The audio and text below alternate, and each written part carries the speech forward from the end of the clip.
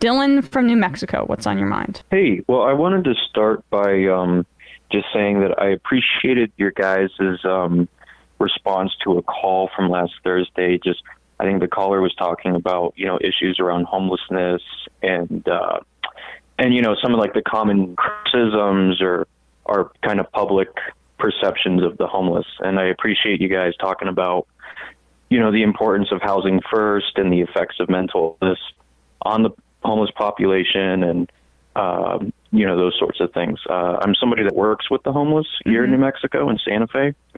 And, yeah, I have to respond to a lot of those criticisms all the time, and it gets pretty tiring. So it's kind of nice to see, people like yourselves who I have a lot of respect for, just kind of, having a larger platform than me, talking about that kind of stuff. Yeah, in a way I think is very important. So, but yeah, I wanted to talk a little bit about kind of what's been going on in Santa Fe around the homeless. Sure. I think pretty much it's going to be the same across the country from what I've found, but I think it's kind of helpful to kind of paint exactly what the issues are. And I want to start first by talking about Santa Fe right now has a very hostile relationship to the homeless, particularly.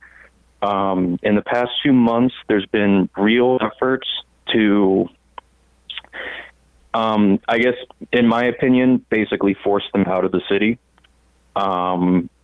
The city government has basically given the police kind of free rein to push people out, basically, to constantly harass people. They have laws on the books about public camping or this and that, public nuisances, and they're basically enforcing those laws to the maximum, to the point where essentially it is illegal to be homeless.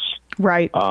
If you're a homeless person and you're sitting in a public park all day, the police can come by and say, oh, well, they're camping because they're here with all their stuff all day long. So we're going to round them up, put them in jail, maybe take their stuff and throw it away. That's been happening on a massive increase lately. And it comes at the same time that over the winter, when it actually got to its coldest in like January and February, the city put out an order basically forbidding services to provide tents and sleeping bags to the homeless. And because in their words, they didn't want to encourage camping in public. Oh yeah, right. And they, right. Yeah, right. Yeah. I mean, I honestly, I was thinking about getting like a sun chair, to maybe just sit in the park when I read, like with cup holders and stuff, a beach chair. Now I'm just thinking I'm just gonna sleep outside because I have that chair out there. That's how it works, right? Yeah. Yeah, exactly. Right. And it's really, the city is really trying to paint it as it's a public safety hazard.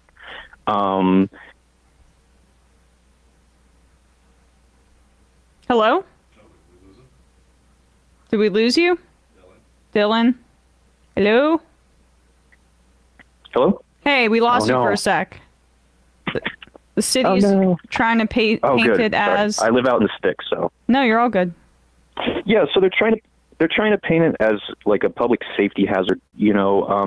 There's been a lot of focus on, fires started in homeless camps or how they pose fire hazards. They're a threat to public safety when they're gathering out in public spaces, that sort of thing. And so they're justifying that as, well, it's too dangerous for them to be camping out in public, so we need to force them into the shelters. And the way we do that is by not giving them tents and sleeping bags in the middle of the winter, when it's the coldest it is all year.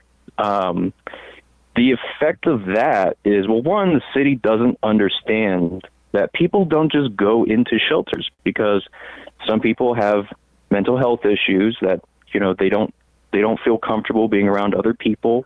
Maybe they can't really control their behaviors around other people. They get into trouble easily, or they just don't want to be around that much people.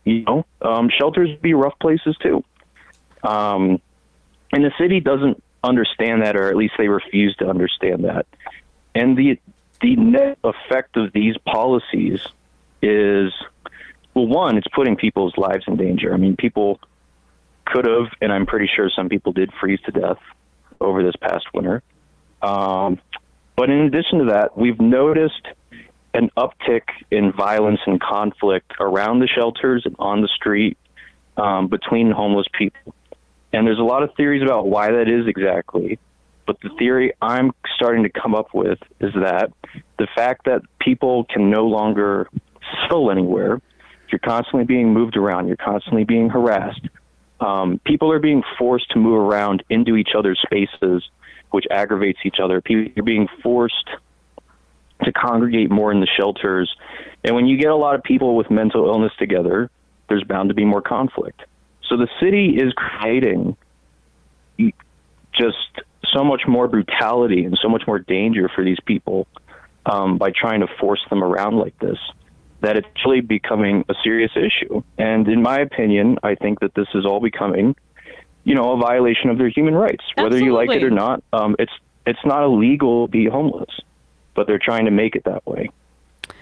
Well, I really appreciate that call, Dylan. Thank you, and thanks for your good work. But, yeah, I mean, this is the part of why the United States needs to, for the first time in decades, expand public housing, federally funding it, so that there are more places for people of lower income to live and have it be federally subsidized. I know that doesn't solve the homelessness crisis, but you work with the homeless, and if we guaranteed housing after that, then we're having a conversation where also that eliminates a lot of the conflict that you describe. When people have their own homes, then there's going to be less crime against one another and violence, which is then used to justify to crack down on them further. So, anyway, appreciate the call, Dylan. Thank you. Thank you. Thanks for your work. Yep. You too. Much more important than me.